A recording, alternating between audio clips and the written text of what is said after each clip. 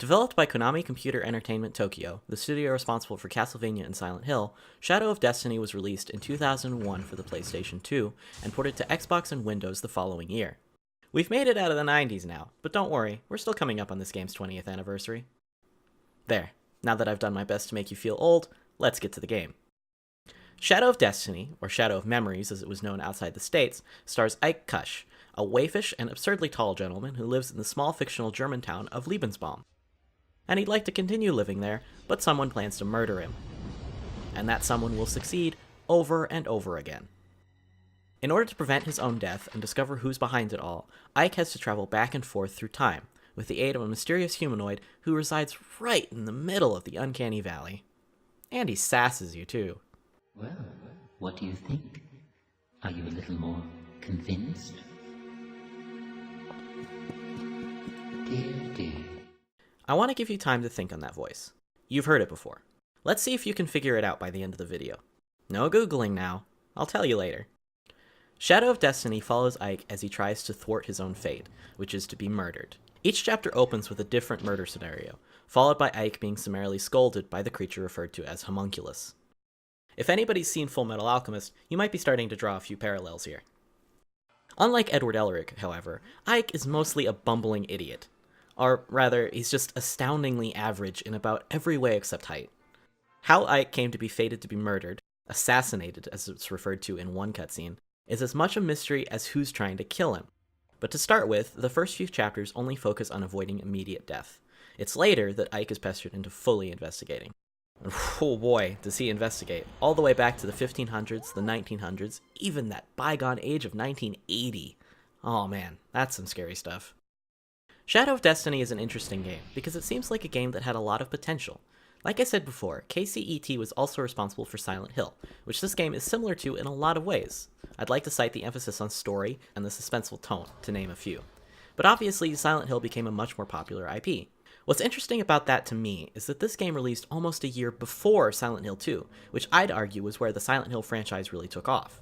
There are obviously key reasons why Silent Hill was more popular. It's a better game, for one, but it's still interesting to consider an alternate universe where this game won out, since they are very similar and released with similar scores, only an 8-point difference as tallied by Metacritic. The visuals of the game don't look like much now, but they were praised at the time for things like the particle effects and the lighting. Even in 2001, the low-res textures weren't spectacular, but the movements of the characters were lauded as realistic, so I guess I'll have to excuse the fact that everyone sort of looks like Barbie and Ken. What I do like is the effective and easy-on-the-eyes way that they decided to differentiate the settings. The 1500s are in sepia tones, and the 1900s are in black and white, which really works to set the tone and establish a good memory in the player's head for what events and what characters are in what era. But more than just the obvious two, the 1980s scene takes place in deep winter, painting the town of Lebensbaum beautifully without making it seem too distant from the present time. The characters are memorable too. It's a small cast, and each person plays their role within the story well. And while a lot of the bit parts use repeated character models, it's hand-waved well enough with the time travel plot. After all, everyone has an ancestor. What's more difficult to hand-wave is the, acting. I think I'm going out of my mind. Yep, nailed it. That's all the emotion that can fit in that sentence. No, but jokes aside, Ike's voice does grow on you, or at least it grew on me. Scott Keck, the actor, really hasn't done much other than this game, but he's still perfectly cast for this just perfectly normal dude, who is pretty damn dense, but still likable. It's Margaret, a lovely young lady from the 16th century, who grates on my ears. Oh dear, I don't see how I could do a thing like that. Ugh, and I thought my voice was high. I'm sure the casting here is intended to portray how pure and sweet Margaret is, and she is, but to my ears, it just sounds like Reader Rabbit. Okay, here we are. Decorating calendars is really fun.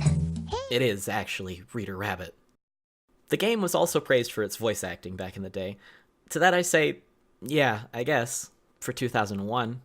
It doesn't take me out of the story, which is all that matters, but it definitely has that cheap B-movie feel that's very typical of older games. By the way, have you figured out who our most talented actor is yet? Here, I'll give you another clip. Do you remember me now? I was the one who saved you. You should be a little more appreciative. Okay, are you ready? Think hard. Really dig deep for this one. It's... It's me, Mario! Now you have a fun fact for all your friends. Mario's one of the creepiest motherfuckers you know. You're welcome. If you're wondering why most of the footage I've had to share has been cutscenes, that's because the game is, well, mostly cutscenes. Shadow of Destiny isn't so much a game as it is an interactive novella. If you've played a lot of the games that come out of Japan, I'm sure you understand the kind of game I mean. Not a VN, but not really a full game either. Metal Gear Solid is a good example of a mainstream game that gets this kind of complaint. The complaint that most of the game is going to be cutscenes, and unless you're prepared to follow along with the story, you're just not going to have very much fun. On top of this, Shadow of Destiny is definitely guilty of handholding. What few puzzles are there are either solved for you, so blindingly simple that they might as well be, or, and this is the only alternative, complete nonsense with no hints given, including one that seems to be included just to stroke writer Junko Kawano's ego. The manual even refers to it as a trial and error adventure. That said, if you're interested in watching a movie, Shadow of Destiny is a good one. It's short, only about 3 to 5 hours long, which I think is about the perfect length for the story it wants to tell. More gameplay would have helped to pad it out, but for what it is, it doesn't drag too long or wrap up too quickly. The shortness of the story also helps avoid getting too many details messed up in the time travel aspect. Time travel is always a little wonky, and this game is definitely no exception. I couldn't explain how it works if I tried. Time in the present continues to move while you're in the past, and if you stay in the past after the time you're supposed to die in the present, you game over. But you can also take things from the present and put them in the past, and they're fine. You can shift details back and forth and still remember things even though they shouldn't have happened to you, and there's at least one time loop that I just don't understand. It's a good story, okay, but time travel is hard.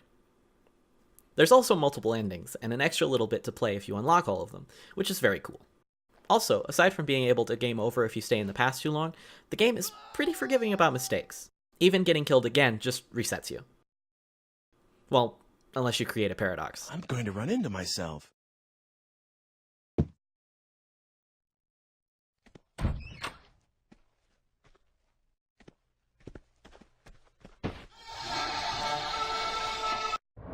Yeah, that'll boot you back to the menu. Lucky it didn't close the game, to be honest. Hey, how do we show that this guy is related but different? Mustache? Brilliant. Print it. Send it off.